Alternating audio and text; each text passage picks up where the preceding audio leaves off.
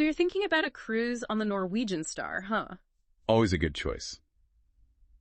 Well, maybe. We'll see. You sent over this blog post, right? Yeah. About the Star. Yeah, and it looks like this reviewer knows their stuff, especially when it comes to cruises for, us seasoned travelers. Right, exactly. Not their first rodeo. So let's dive into what they had to say. See if the Star is really worth its salt, especially for what you're looking for. And you know what I found interesting? Right off the bat, they give us this whole breakdown of different cruise lines. Oh, yeah, like setting the stage. Exactly. Before they even get to the Star itself, because it's some good context, For sure. And speaking of context, they did mention that apparently cruise quality overall might have taken a bit of a dip. After COVID, I mean. Yeah, that's a good point. Not just the Star, but something to keep in mind with any cruise, really. Definitely. So that's kind of the backdrop, right? Exactly. Gotta factor that in. Especially because they got what sounds like a crazy good deal on this South American cruise. South America, nice. But even with the deal, they still weren't super impressed by the ship itself. Like, they even called it dated. Ouch. Dated, huh? Yeah. And they said the fixtures looked old. Not exactly the first impression you want. No, not really. But that's where their experience comes in, right? Mm-hmm. They've been on a lot of cruises. So they have a good sense of what's what. Exactly. So when they say dated, it means something. Makes sense. Okay, but enough about the age of the ship. Let's talk about the rooms. The most important part. Right.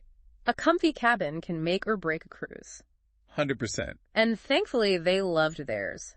Especially the layout. Said it had tons of storage space. Oh, that's key. Especially on a longer cruise. You don't want to be tripping over suitcases the whole time. No way. Although it was a suite, right? I mean, they booked a suite. They did, yeah, with a balcony and everything. So that probably factors into it a bit. Suites are usually kept up nicer. For sure. But still. Yeah. You'd hope the food would be amazing at least. Right.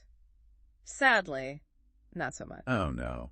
Really? They didn't like the food? It wasn't terrible, but they said it was just kind of middle of the range at best. Even in the specialty restaurants? Even those were a mixed bag. Some good, some not so much. Interesting. And you mentioned you were really looking forward to trying those out, right? Yeah, it was. Might be something to think about. And the buffet. Well, this part might make you nervous. Oh, no. What about it? Let's just say they used the word nightmare to describe the crowd on the first day. Oh, no, really? Yeah. Nightmare. Like, packed. Sounds like it. You ever experienced anything like that on a cruise? Have you? I have, yeah, and it's not pretty. Makes it hard to even enjoy the food. You're just fighting your way through the crowd. It really puts a damper on the whole experience. Totally. And the food, forget about it. It sits out there for who knows how long. Not the freshest. Not at all. And it makes you wonder, right, like, is this a post-COVID thing? This whole decline in quality? Crowds are not, though. At least there's room service, right? There you go. They did mention enjoying breakfast in their suite, so there's always that. Always a good option. Speaking of options, you know what caught my eye in the review? They had that whole bit about the lemon analogy. Oh, yeah, like they felt like they were being squeezed for every penny. Exactly. Oh. Even with the drink package. And speaking of, it's funny you mentioned that because they weren't even that thrilled about the drink package itself. Really? I figured with all the cruising they've done. Yeah, you'd think so. But they felt like almost pressured to drink more just to get their money's worth. Ah, I see. Like they felt obligated. Yeah. Like they'd rather just have a soda sometimes, but then they're like, well, I paid for the package. Makes you think, right? Are these packages actually a good deal, or are they just a sneaky way to get you to spend more? Exactly. Right.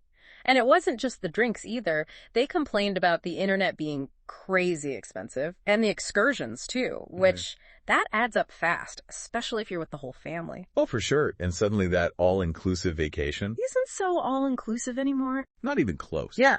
It really takes you out of the whole relaxation mindset. Yeah. When you're constantly worried about Extra charges here and there. Exactly. Especially since, remember, this reviewer, they got a steal on the cruise fare itself. So imagine if you'd paid full price. Oof, yeah.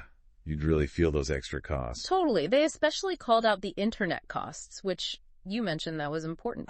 Deal breaker. I've got to be able to, check in, do some work here and there. Stay connected. Exactly. Yeah, that's a good point. It's easy to overlook those little things when you're booking a cruise, but they can definitely add up. Oh, yeah.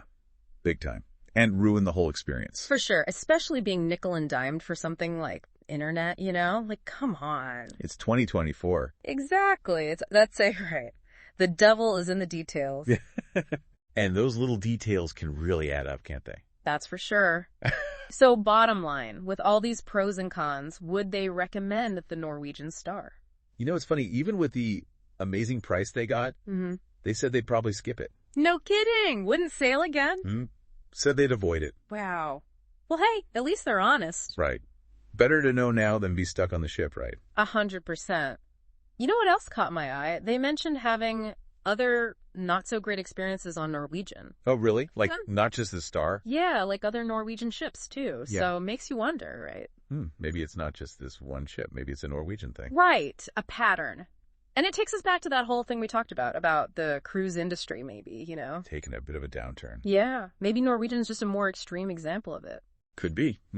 But hey, at least now you've got some things to think about, right? Yeah. Beyond just the price tag. Totally. Like crowds, extra costs, even the overall, vibe of the cruise. Yeah. And remember how much you wanted good food. Oh, absolutely. Top priority. This deep dive really gave us a lot to chew on. No pun intended.